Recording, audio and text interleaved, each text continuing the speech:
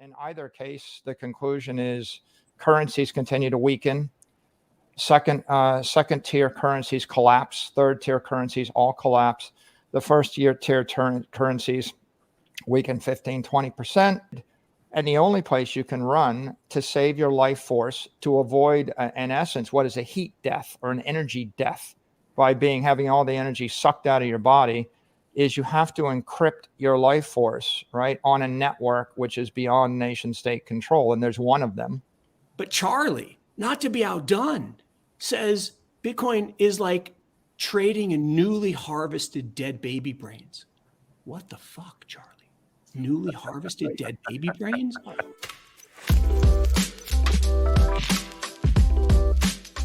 Welcome to Dream Richer. Inflation has been around ever since paper money was introduced. However, its drastic effects are yet to be seen. High fuel and food prices are just the tip of the iceberg. Today, Michael Saylor explains why inflation will continue to increase, making situations worse than ever before.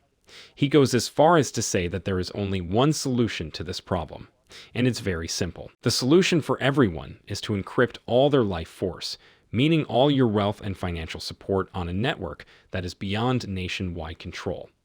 We have already seen what has happened to the assets controlled by nations.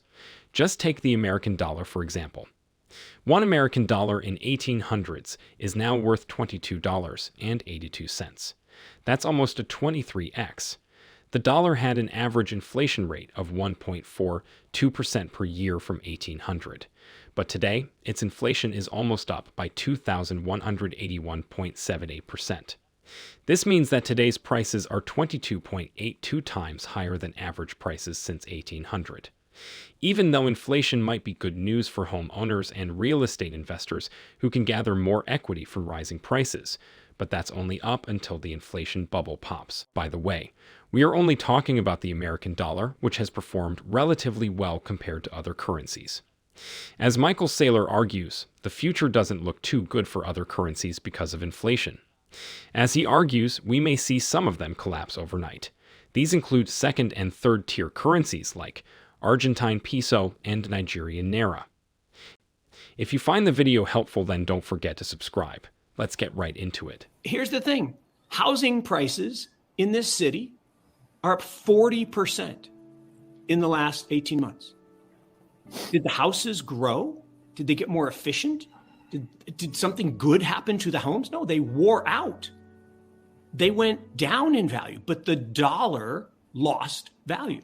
And there's the sinister part. People say, oh, it just happened. To Mooch's point, it's part of the plan.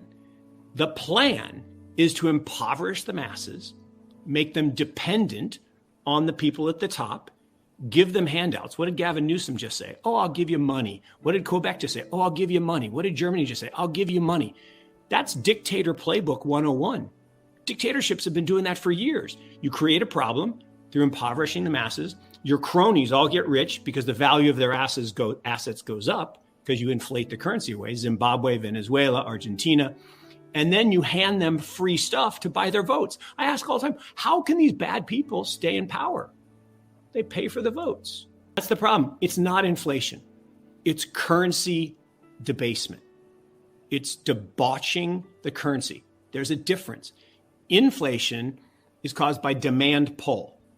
This is not demand pull inflation. This is not the 1970s. This is the 1940s. In 1937, we were in QE and zero interest rates for 7 years since 1930 in response to the crash. And in 1937, the Fed tried to raise rates from 0 to 25 basis points and turned a garden variety recession into the Great Depression. And for the next decade, until, what'd they do? A war, okay? And war is a solution for everything.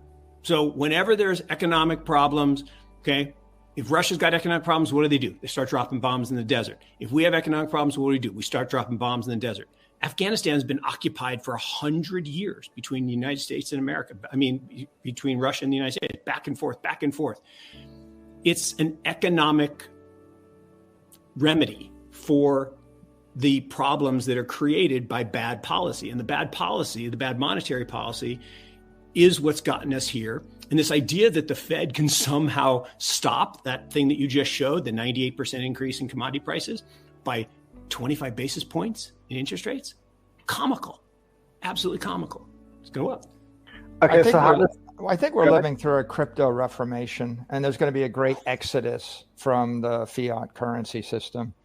I mean, Mark's right about one thing. If you look at the swap curve, you look at the interest rate curves, it's flat. I mean, 2-year money is the same cost as 30-year money. I mean, they're all surging up today, but like 245 basis points for 2 years versus 30 years. What it's telling you is the market, two things. Either the market thinks that we're hitting a recession, they're never going to raise interest rates, they're going to raise them 2-3 times and stop, and and interest rates are never going to get above 150 basis points ever. That's what they're thinking. Or what you have is a non-economic, non-market actor just holding down the long end of the yield curve with infinite money by printing money. In either case, the conclusion is currencies continue to weaken. Second tier currencies collapse. Third tier currencies all collapse. The first tier currencies weaken 15-20%. Inflation may not seem like a major problem for residents of developed countries just yet. But as Michael Saylor argues, hyperinflation is right around the corner. In the words of Michael Saylor, when hyperinflation hits, it will be like a heat or energy death. The Russia and Ukraine war has given a simple glimpse of what inflation could mean for the average Joe and American currency. Last summer, amid mounting alarm about inflation in America, the White House made comparisons of recent inflation with oil shocks in the 1970s.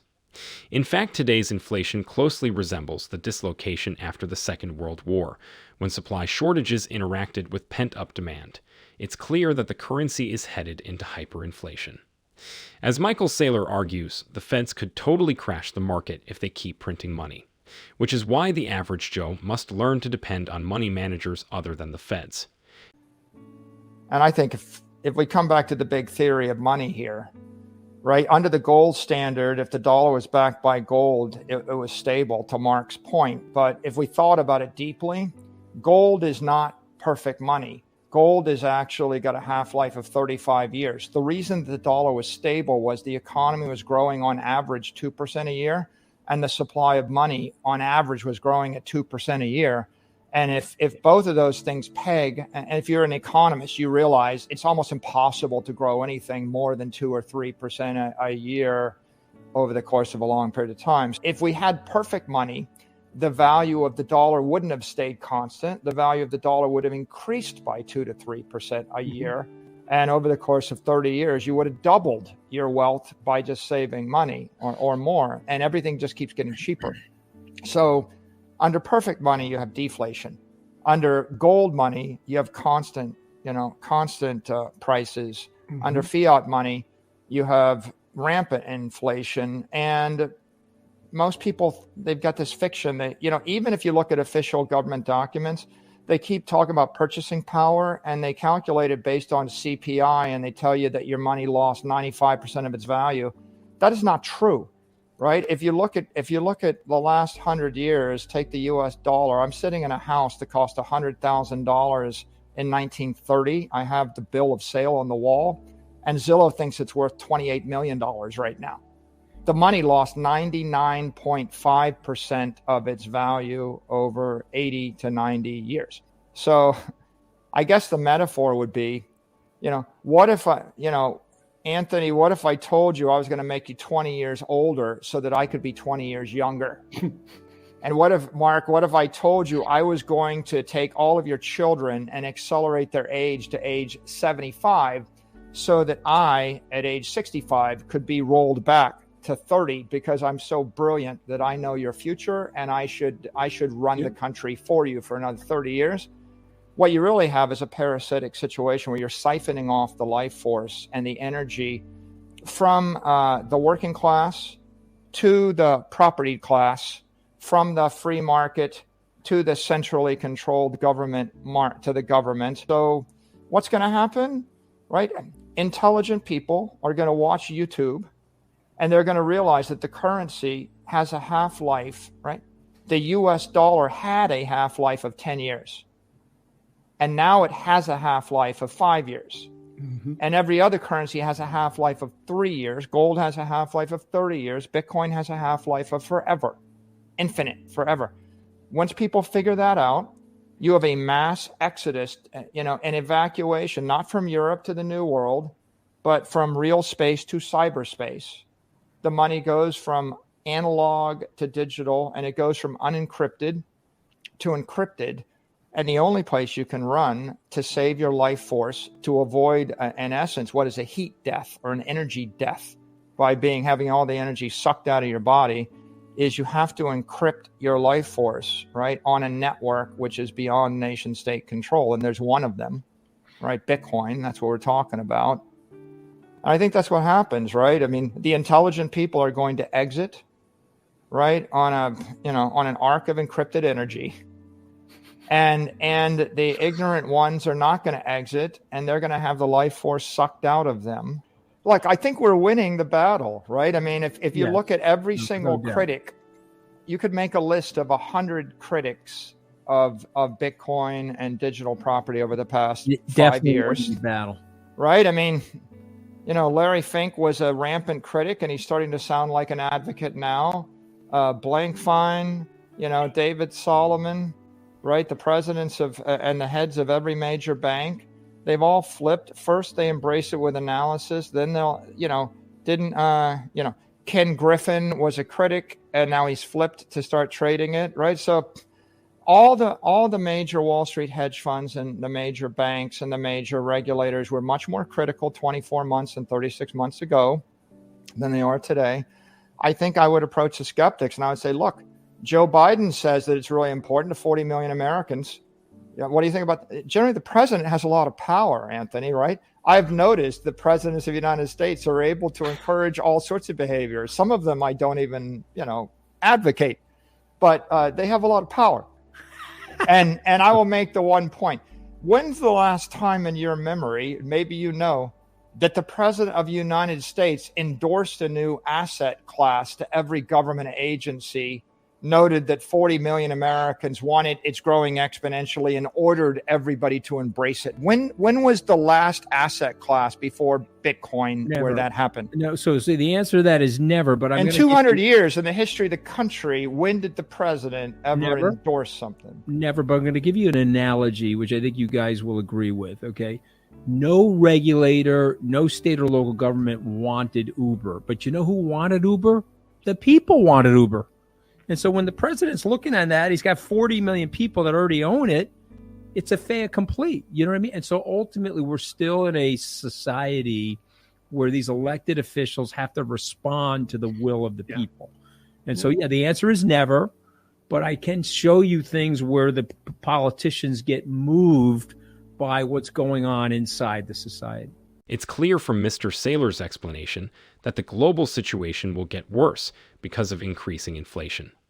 This makes Bitcoin the perfect safe haven for everyone around the world, because it's the ideal hedge against inflation. The Feds have argued many times that inflation is in fact good for the economy, but Michael Saylor strongly disagrees. As he argues, for perfect money to exist, the dollar should not stay constant, but increase in value by 2 to 3% per year, meaning it's deflationary, which is the exact opposite to the remarks made by the Feds. If perfect money existed, you could double your money by simply saving it in a band or vault. Michael Saylor argues that even though many critics have come up against Bitcoin, but they all seem to have changed their opinions on Bitcoin. Take Larry Fink, for example. Do you agree with what he said? Let us know in comments below. To learn more about the latest crypto news, watch these videos here.